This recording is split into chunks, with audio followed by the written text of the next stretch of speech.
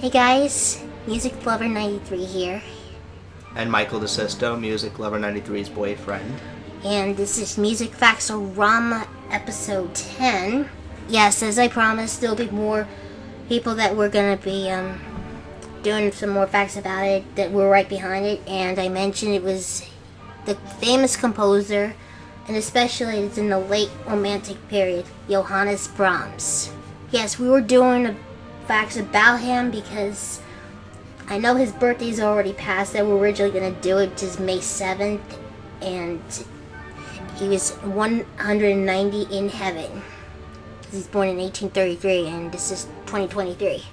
So let's get on with the facts, and we'll read them about Brahms. Alright, so fact number 1. He was born in Hamburg, Germany on May 7th, 1833. He is sometimes as one of the three Bs, grouped with Johann Sebastian Bach and Ludwig van Beethoven. His father, Johann Jacob Brahms, found employment as a jobbing musician, mostly getting work from playing the double bass and the French horn. Brahms began playing piano at the age of 7. He showed early promise as a pianist. He first studied with his father and was sent for piano lessons. The young Brahms was forced to play the piano in dance halls to support to the family's income. Yeah, his family wasn't rich, but he has to do it to support his family. Go for like cafes or anywhere to perform. His first piano teacher is Otto Kossel. Kossel complained in 1842 that Brahms, quote, could be such a good player, but he will not stop his never-ending composing. At the age of 10, Brahms made his debut as a performer in a private concert including Beethoven's Quintet for Piano and Winds, Opus 16, and a piano quartet by Mozart. I guess a couple of the composers that he got inspired by it, because mostly like for piano. An early starter, Brahms began composing when he was just 11. However, when he was older, he found them a bit embarrassing and destroyed the majority of them. I don't know why he's embarrassed about it at the young age, but perhaps he wasn't feel confident enough to be composing this young because he's not like other composers who are prodigies. Well, but of course he enjoyed playing at a young age when it comes to piano. So yeah, I know for a fact that his father is a musician, and knowing that he started the first instrument, and of course any instrument his father gave him, and I know the piano is the first one. So that's why he's doing it. Now we'll get to more of a childhood and get to like into the teens when we get to the next one. Alright, here's number 2.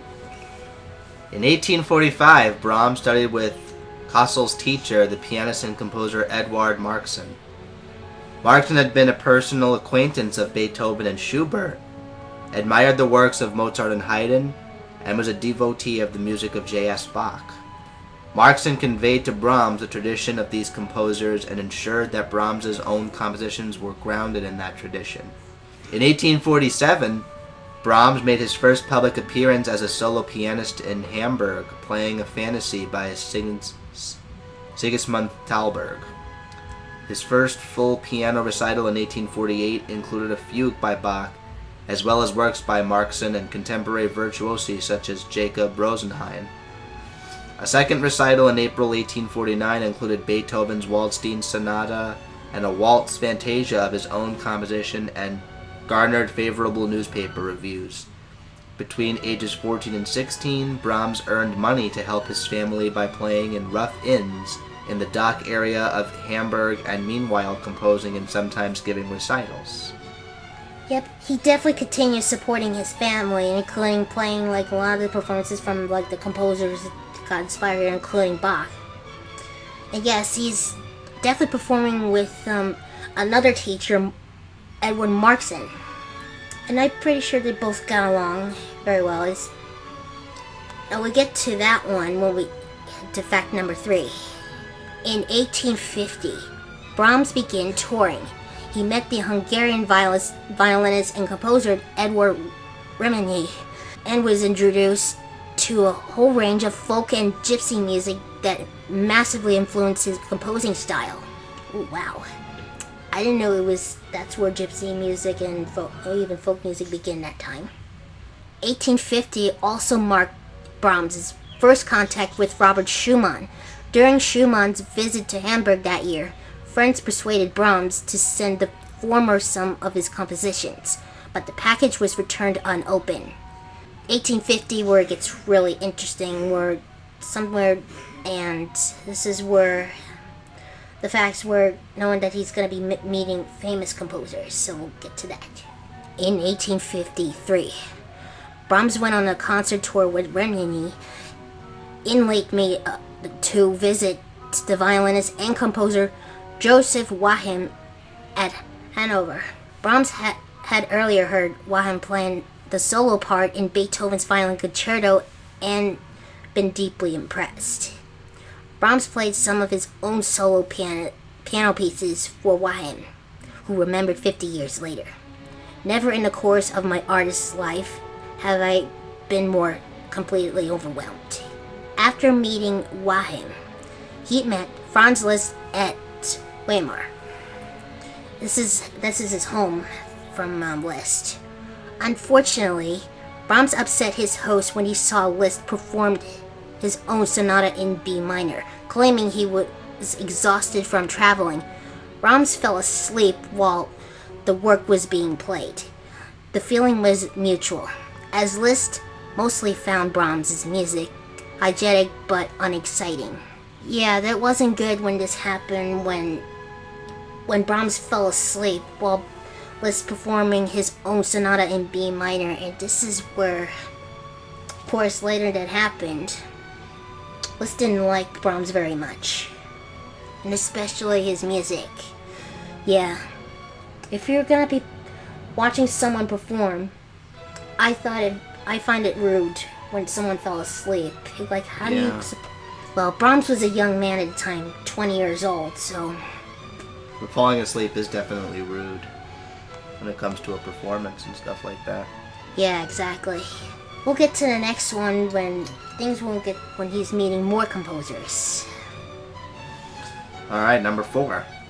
Brahms visited Dusseldorf in October 1853, and with a letter of introduction from Joachim, was welcomed by Schumann and his wife Clara.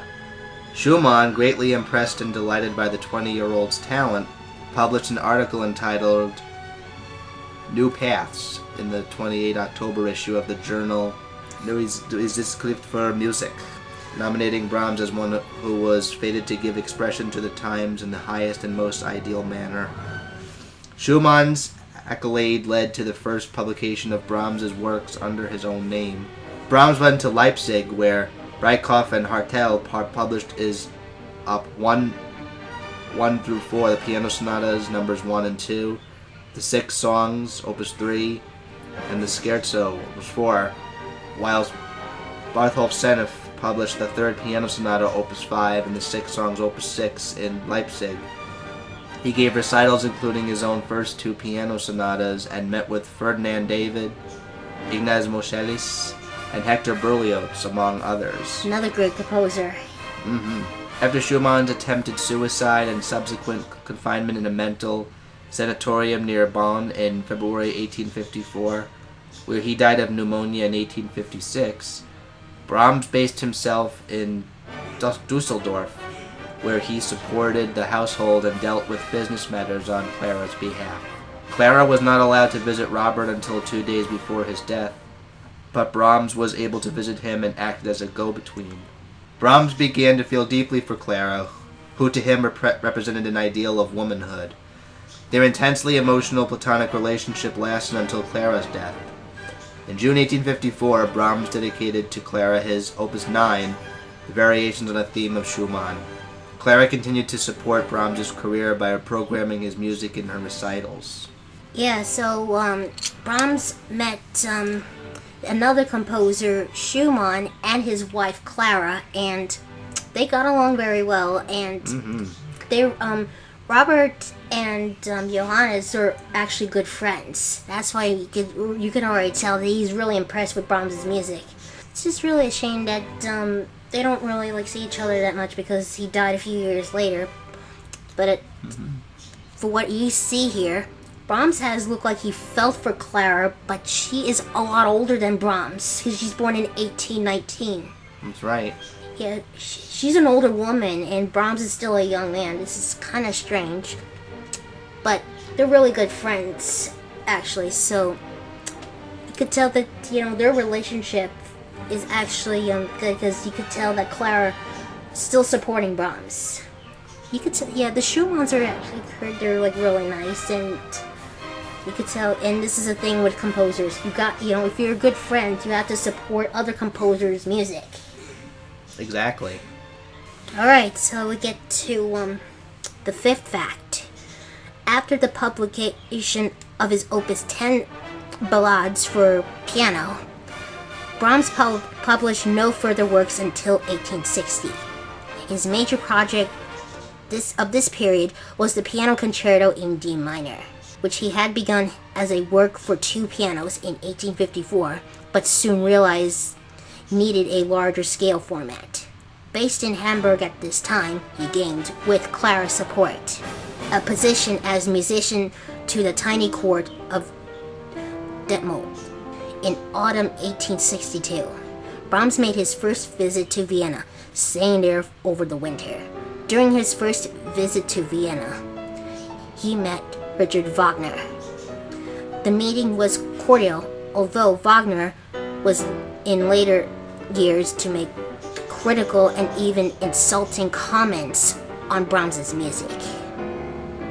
Brahms, however, retained at this time and later a keen interest in Wagner's music, helping with preparations for Wagner's Vienna concerts in 1862/1863. Truth is, Wagner disliked Brahms, perhaps due to their musical opposition to one another. Wagner pictured and Brahms weren't exactly best friends when they met in Vienna in 1864. After Brahms moved there to direct to the Vienna Signa Academy, I don't know how to pronounce it exactly, but I'm just going to put it in the text here. Wagner later attacked Brahms in the press in February 1865. Brahms' mother died, and he began to compose his large choral work, a German Requiem, Opus 45, of which 6 movements were completed by 1866. Yeah, Brahms mainly composed chamber music. He never wrote any vocal works or anything. Yeah, that is true that Wagner didn't like Brahms' music very much. Even though we know that Wagner is an opera composer, and Brahms, as we know, never wrote a single opera. I know do have a feeling that there's gonna be more composers that didn't get along with Brahms. Wagner is one of them. First it was Liszt, then Wagner. Yeah, that wasn't good that he insulted Brahms' music. That's very inappropriate if you ask me, because you don't want to do that. Composers shouldn't be doing any of that. Every composer composes music differently. They don't have to be the same. Exactly. Especially... Very true. As a note for that, they have it like War of the Romantics. Especially knowing that there are so many romantic composers. That's right. Now, the next one, it's gonna be where there's gonna be, knowing that it's gonna be Brahms' most famous works. So, in 1868, Brahms wrote one of his most famous pieces, Opus 49, number 4, also known as Wiegenlied. In English, it's its lullaby or cradle song. Yes. The Brahms lullaby, as so many call it today, was dedicated to Brahms' former girlfriend, Bertha, on the birth of her second child. It seems that in their courtship days, Bertha would sing a famous German folk tune to Johannes as they went on daily walks. Brahms also experienced at this period popular success with works such as his first set of Hungarian dances, 1869, those Hungarian dances were so amazing. Oh yes, I agree. Especially his fifth one and the first one, and also the fourth one. Those were his popular Hungarian dances. I agree. The Hungarian dances are a set of 21 lively dance tunes based mostly on Hungarian themes, completed in 1879. They vary from about a minute to 5 minutes in length. They are among Brahms's most popular works and were the most profitable for him. Each dance has been arranged for a wide variety of instruments and ensembles. Brahms originally wrote the version for piano 4 hands, piano duet 2 players using one piano, and later arranged the first 10 dances for solo piano. Yeah, let's talk about his famous lullaby. It is especially knowing that, every kid started in the childhood that not only it puts them to sleep, but also other people to sleep, because what the lullaby is, it's very soothing, and it's like, whether it's piano or whether you sing it, it still puts them to sleep. That's why they do it for like children's music, by known as the Brahms lullaby. Okay, so fact number 7, and this is something that I'm going to be mentioning about it, because this is where he got inspired by Beethoven. Brahms' first symphony, Opus 68, appeared, and also I think it's composed in 1876. Though it had been begun, and a version of the first movement had been announced by Brahms to Clara and to Albert Dietrich in the early 1860s. During the decade, it evolved very gradually. The finale may not been begun its conception until 1868. Brahms was cautious and typically self-deprecating about the symphony during its creation, writing to his friends that it was long and difficult, not exactly charming, and significantly long and in C minor, which, as Richard Taruskin points, sorry if I butchered his last name, by the way, points out and made it clear that Brahms was taking on the model of models for a symphony, Beethoven's Fifth. At this time, Brahms also chose to change his image. Yeah, this is another fact that would be really interesting if you know with the later pictures.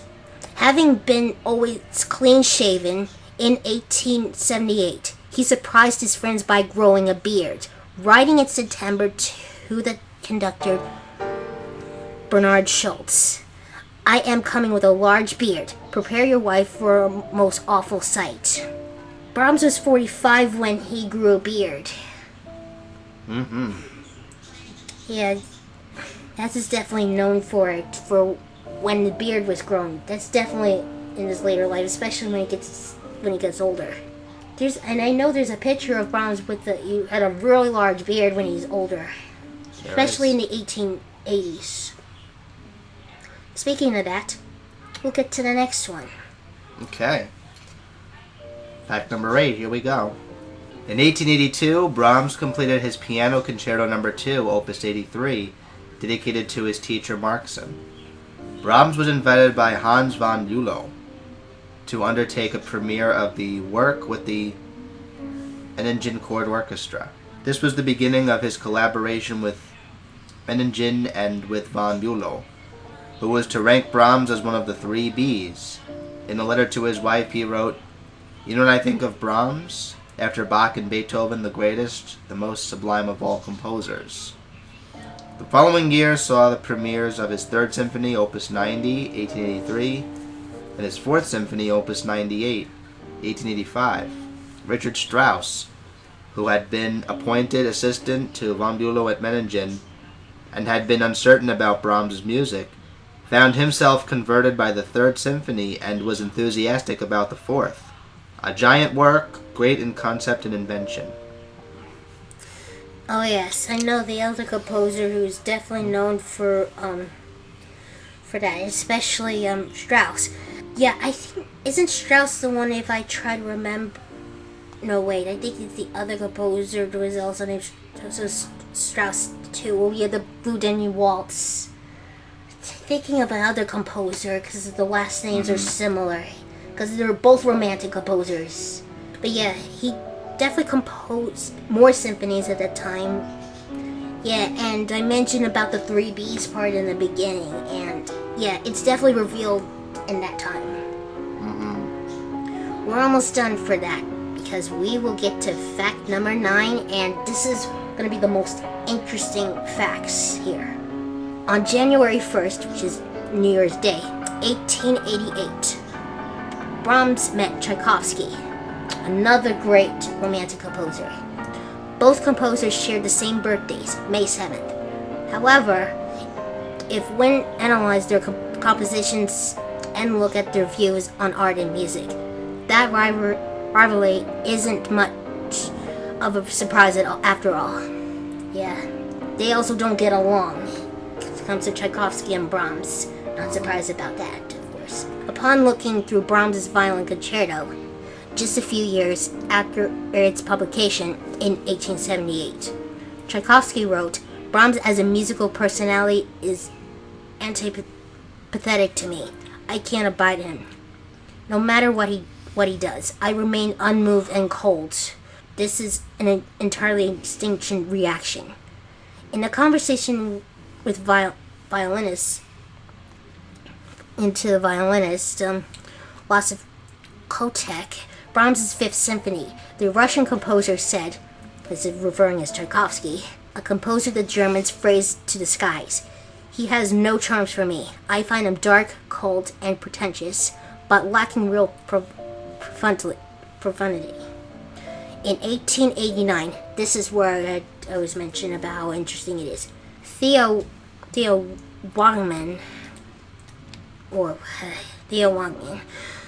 sorry if I mispronounced his name, by the way, a representative of the American inventor Thomas Edison, visited the composer in Vienna and invited him to make an experimental recording. Yes, this is the one I mentioned about Thomas Edison, because I will show you the clip for that one before we get to the final fact. I'm not so sure if it's really Brahms' voice there, but it is actually really him playing his own Hungarian dance number 1 on his piano. Take a listen to this. Herr Dr. Pentecost, Herr Dr. Brahms, Johannes Brahms.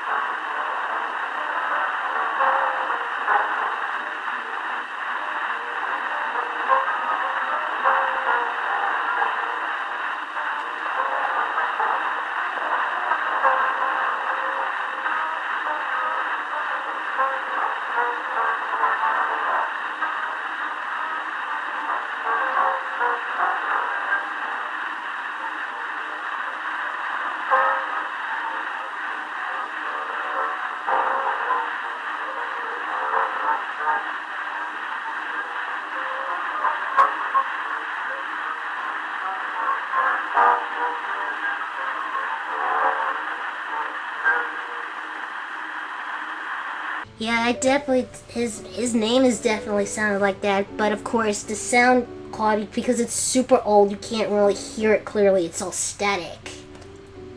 Oh yeah. But yeah, you could tell it was spoken in German.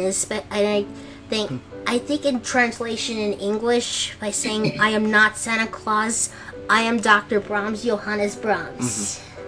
If this is really Brahms' voice, or if it's not, tell me in the comments below. What Tchaikovsky said about Brahms, don't like it at all. Me neither. He's even if I'm a critic on certain things, I mean, sometimes I can be harsh, but what he said about Brahms is way overly harsh. Oh yeah.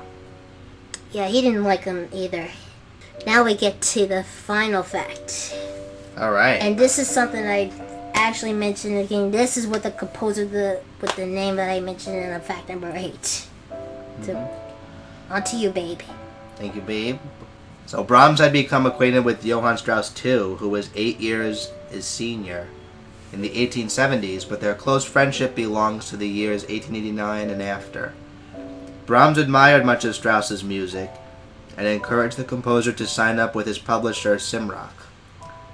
In autographing a fan for Strauss's wife Adele, Brahms wrote the opening notes of the Blue Danube Waltz, adding the notes unfortunately not by Johannes Brahms. After the successful Vienna premiere of his second string quartet, Opus 111, in 1980, the 57-year-old Brahms came to think that he might retire from composition, telling a friend that he had achieved enough. Here I had before me a career-free old age and could enjoy it in peace.